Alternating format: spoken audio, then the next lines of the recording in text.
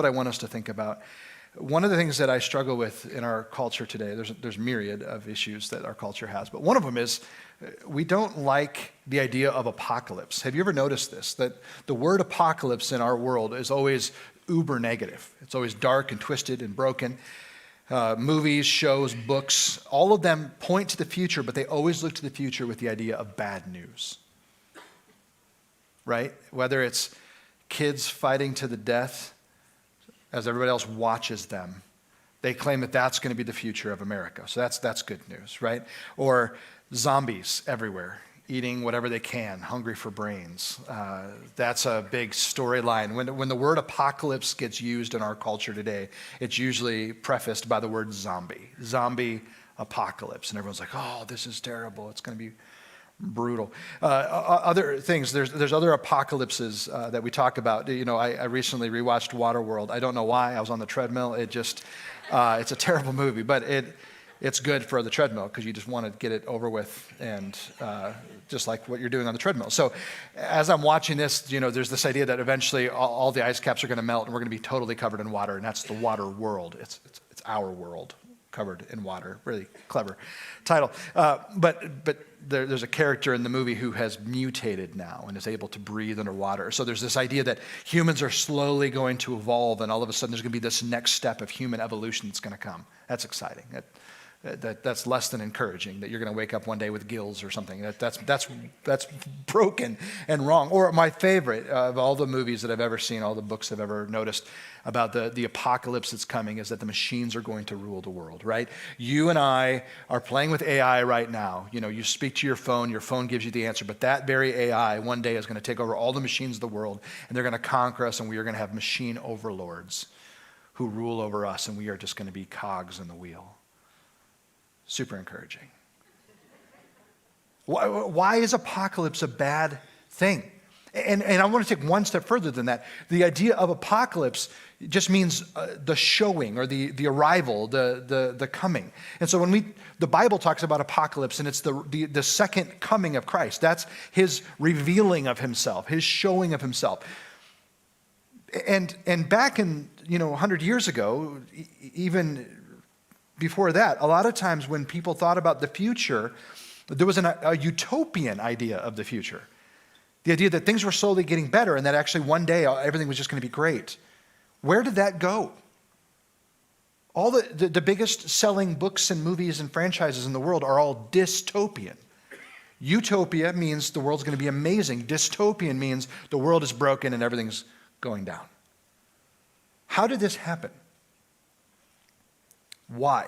Why do dystopian futures sell so big and a utopian worldview is completely gone? Almost no one talks about it.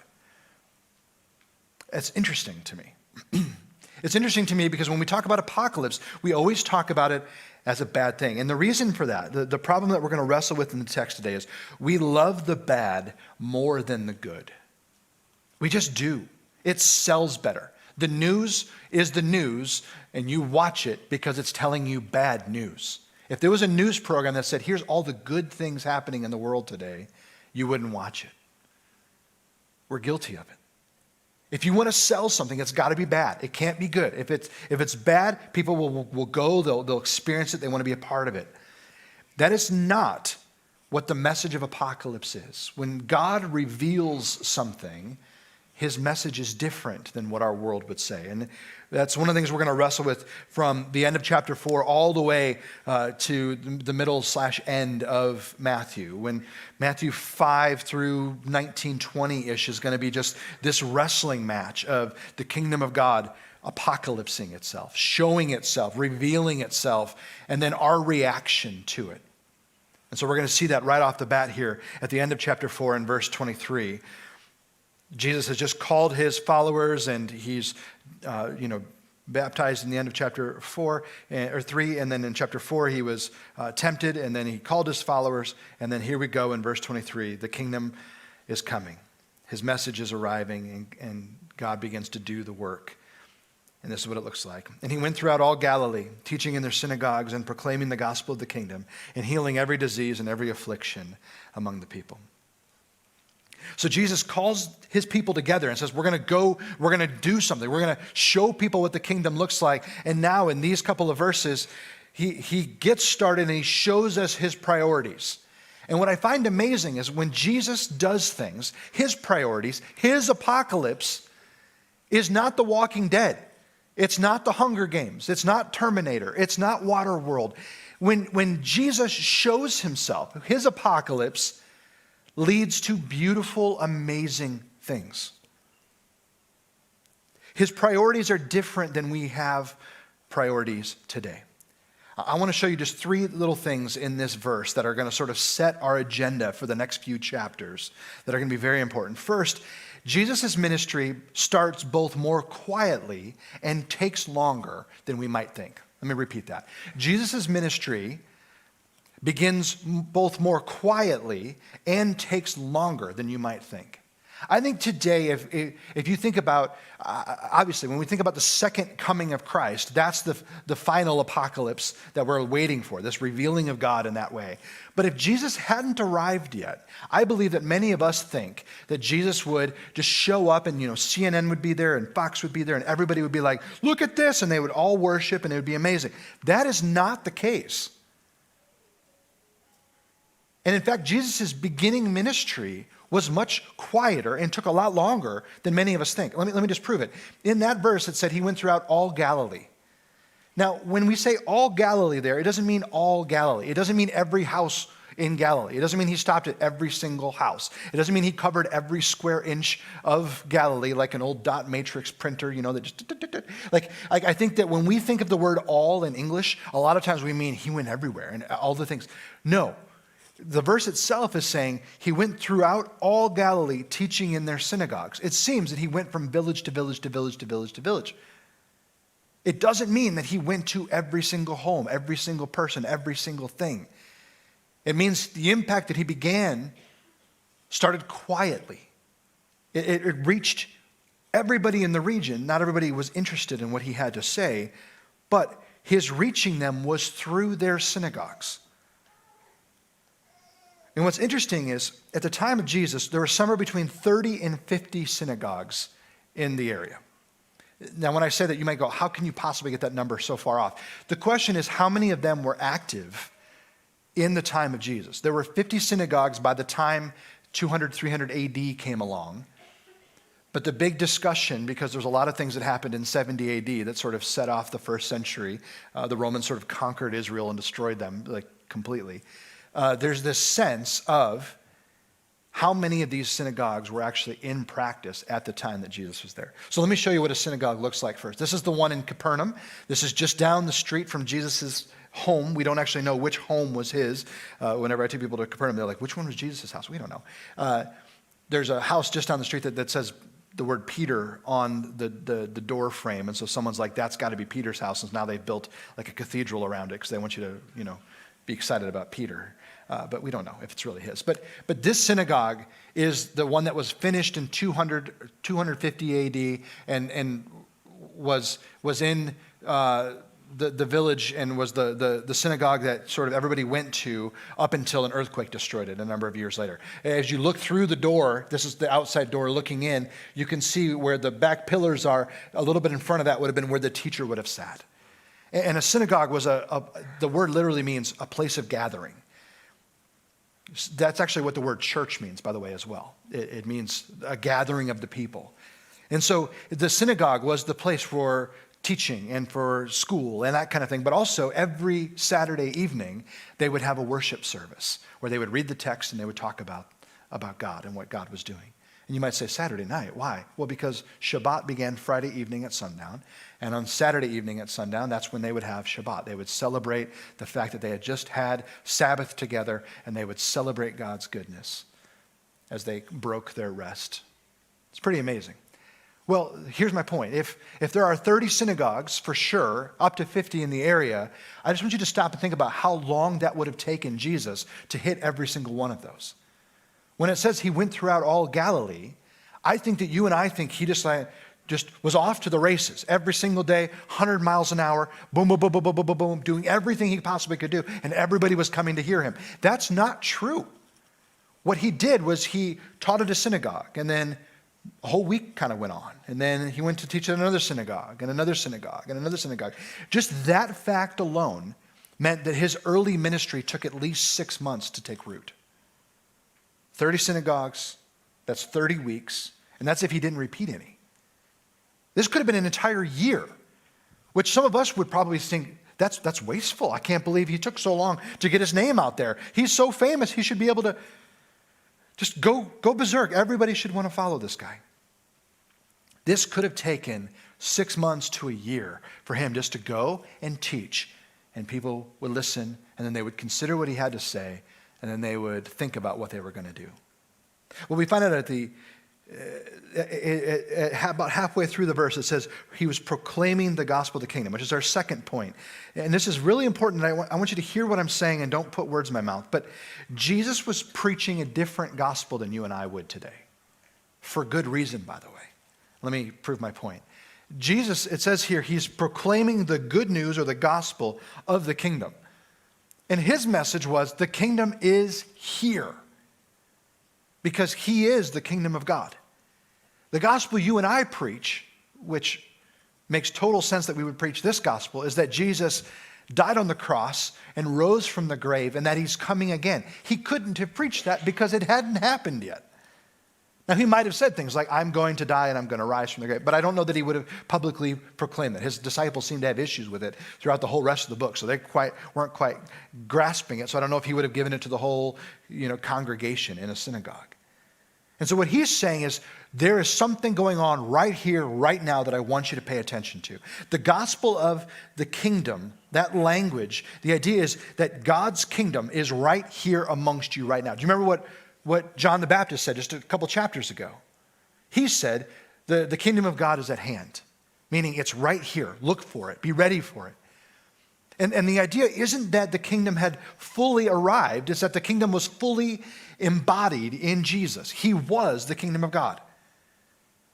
He was the very embodiment of the kingdom of God. And so that's good news for him to say, I'm here. Pay attention. Let's notice what I'm talking about here. This good news was that salvation is right here, right now, though it's not going to end the way you expect, people. No one expected the kingdom of God to be put to death for our behalf. No one expected the kingdom of God to rise from the grave. No one expected the kingdom of God to leave the earth. They thought he was going to just set himself on the throne and be there forever. We're waiting for that day. God had a totally different plan than what the people did. And so when we talk about good news, gospel today, it's different than the good news that Jesus is preaching here. And again, for good reason. Now, they're intimately connected, and I'm going to come back to that in just a second. However, it's not the end that you'd expect. It's good news. Jesus' final act in his earthly life one day will be returning and reigning once and for all. But that's not necessarily the good news that he was preaching here. What he was saying is, I'm here right now. Come, follow the kingdom. Which is tapping into some things that you see in the Old Testament. That Isaiah and others were saying, listen, when the kingdom comes, there's going to be a result that you're going to look for. There's going to be abundance. There's going to be healings. There's going to be things that are going to happen, which brings us to the third point. So the first point was his ministry starts both more quietly and takes longer than we would think. Second, he's preaching a different gospel than you and I might today for good reason. And number three, Jesus proves all of this by showing his actions. There's a position paper that the sermon team has sort of put together. I'm finishing the wording on that now. I should have it out to you this week. That's going to explain what is meant by this passage and a number of others that we're going to hit. Because when you read, he went through all Galilee, and every disease and every affliction among the people was healed. You're going to ask questions, because in a couple of chapters, there's going to be a bunch more people in Galilee that come to him that need their afflictions healed. And you're going to go, wait, the text doesn't seem to line up. There's a good reason for that. But what I want you to think about, and this is a bit of a highlight that we're going to talk about in the paper that I'm going to send you, and just going to kind of explain like what is meant by this language, is this. Jesus is saying the kingdom is here right now, and then he shows it by his actions. And so when people come to him and they say, I know what the kingdom means, it means that my affliction can be healed, Jesus heals them. Now, I'm going to highlight a little bit of what the paper is going to say, and I'll say it now so that you can hear it from me before you have to read, the language that I send out to you is this. The message today is not necessarily that every disease and everything will be healed. In fact, and this is a hard truth that you and I need to wrestle with, in fact, you and I, sometimes by not being healed, actually have a better opportunity to proclaim the good news of Christ's kingdom and walking through the valley of difficult medical news. Sometimes God doesn't heal us today because we actually have an opportunity to use that thing, whatever we're going through, to proclaim the kingdom throughout our suffering. Because we know that the good news is, I'm saved. My soul has been redeemed. And one day, he will rule here and there will be no more pain. There will be no more suffering. But right now, I'm going through this with my eyes focused on him, and he's going to use it to glorify himself. So Jesus' ministry starts more quietly and takes longer than we might think. Second, he's preaching a different gospel than we might today, and there's a good reason for that. And number three, he proves his ability, his kingdom, who he is, by showing it with his actions, which means Jesus in this moment in time heals all diseases and all afflictions because he's proving to them, I am exactly who I say I am. So what happens? Look at verse 24 with me. So his fame spread throughout all Syria, and they brought him all the sick, those afflicted with various diseases and pains, those oppressed by demons, having seizures and paralytics, and he healed them. And great crowds followed him from Galilee and the Decapolis and from Jerusalem and Judea and from beyond the Jordan. His fame spreads. Why wouldn't it? We love free stuff, right? There's, in fact, the district conference last week that a bunch of our students went to, there's always a thing every year, every seminar that they have where all of a sudden they shout free stuff and people come out and they throw tennis balls and everyone cheers and goes crazy, and then they get the tennis ball and they get to go to a booth and they get free stuff and they're so excited because they got free stuff. We love free stuff, don't we? We love free stuff. In fact, some of you are thinking right now, like, why don't you do that at church? So many more people would come to church if we just gave out free stuff, okay? We do give out some free stuff. You know, there's coffee and there's little welcome bags for new people. Okay, there is free stuff, but we love free stuff. In fact, if you came to me today and you're like, my medical bills are stacking up, and I was able to look at you and go, be healed, you'd go, I love free stuff. That's awesome. I don't have to go through the medical system anymore. I don't have to pay any bills. I don't have to have insurance. This is awesome. Okay, we live in clearly a different day and age. But we still love free stuff. And free stuff leads to fame spreading. And so over this year, half a year, whatever time frame this is, as Jesus is going and he's preaching the kingdom, people are coming to him and they're being healed. Which next time means when he preached, more people came. And the next time he preached, more people came. And there's this thing that's starting to build and the crowd is starting to gather. They are so interested by the fact that the kingdom of God is right here, right now. And as the crowd gathers, he's going to preach the greatest sermon of all time that we're going to start looking at next week. And the Sermon on the Mount is so amazing. It's such an amazing sermon that we're going to have to preach it in like 12 sermons because it's so amazing. There's so much going on. It's less than 12, I promise. But we're going to have to unpack the Sermon on the Mount week after week after week just to try to explain exactly what Jesus is saying. And what Jesus is saying right here is saying, I am here. The kingdom of God is right now. Come to me. And they do, and then they're healed, and then that brings their friends, and their other friends, and their other friends. And the thing I want you to think about, this is so important, especially for our younger people in the audience today. I can't stress this enough. Jesus' fame spreads not because he sets out to be famous, but because he is exactly what he is, and he does exactly what he says he's going to do. That is a huge message for our day and age. Because so many of the people in our world that we consider famous are famous because they've lied to us about who they say they are, and we call it entertainment.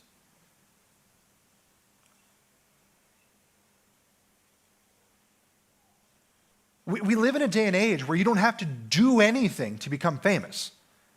You don't have to have any skills or gifts or abilities. You just have to have a mind that gets you to do something that other people want to watch and want to experience. Let me put it a different way. How many famous people in our world can't actually do anything? A lot more than you'd like. They're really good about getting on the television and telling us what's wrong. They're really good about getting on the television and telling us what we could be doing better, even as they don't follow their own rules. We live in a day and age where you don't actually have to do anything and you can become famous. Or even worse, if you just show a part of yourself, you can become uber famous. And everybody loves it. There's a problem there. And what I love is Jesus has the power to actually do something, and then he does it. And that is what leads to fame.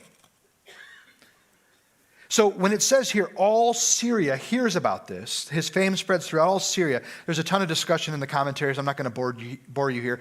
The Syria here is not the nation of Syria that exists today. The Romans called the whole area Palestine, which meant middle of the land. And they called this particular province Syria. And that was including Galilee and Judea and up north of that. So what Matthew's saying here, and it's a very weird phrase, that his fame spread throughout all Syria. What Matthew seems to be saying here is it starts in Galilee and it spreads out, which is proved at the end of verse 25 when it says, people from Galilee of the Decapolis, from Jerusalem, Judea, and from beyond the Jordan all come. It doesn't mean that all of Syria, which was a huge province, it means that within Syria, this thing is starting to bubble over. People are coming. They want to know what this guy's all about. It spreads.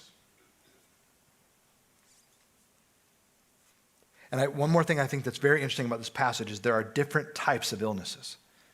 We think of ancient people as barbarians, as if they had no idea what was going on. And we act like they thought everything was demon possession, when that's clearly not true, because it says some had diseases, some had pains, some had demons, some had seizures, which means moonstruck in the Greek.